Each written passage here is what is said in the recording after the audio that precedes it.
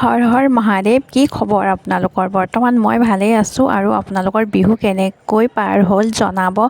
আৰু আমাৰতো নাই বিহু আছে, নাই পূজা আছে। বাহিৰত থকা মানুহৰ বাবে আমাৰ একোৱেই নাই, উপায় নাই।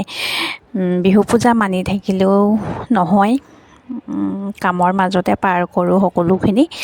আৰু বেয়া লাগে মনটো, বিহু পূজা কিবা উৎসৱ আহিলে মানে মনটো বেয়া লাগে, কিন্তু উপায় নাই। ঘৰৰ পৰা যেতিয়া বাহিৰত আছোঁ আৰু আমাৰ সেই কামৰ মাজতে মানে সেইবোৰ শেষ কৰিবলগীয়া হয়।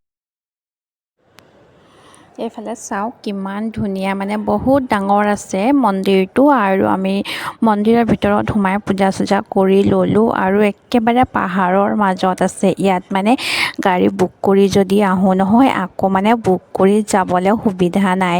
একেবাৰে বুক কৰি ৰিজাৰ্ভেশ্যন কৰি লৈয়ে আহিব লাগে। পূজা চূজা কৰি মেলি অলপমান ভিডিঅ' বনাই ল'লোঁ আৰু আপোনালোকে চাই থাকিব মোৰ ভিডিঅ'টো।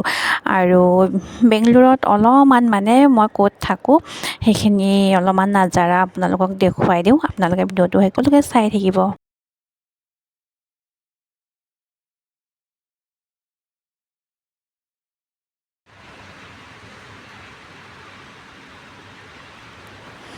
আৰু বেংগলোৰত মই এইটো জেগাত থাকোঁ, মই য'ত কাম কৰোঁ এই জেগাটো হৈছে বাহিৰৰ নাজাৰাটো অলপমান আপোনালোকক দেখুৱাই দিছোঁ। আপোনালোকে ভিডিঅ'টো ভাল লাগিলে লাইক কমেণ্ট শ্বেয়াৰ কৰিবলৈ নাপাহৰিব। আৰু চেনেলটো যদি নতুনকৈ চাই আছে ছাবস্ক্ৰাইব কৰি দিব।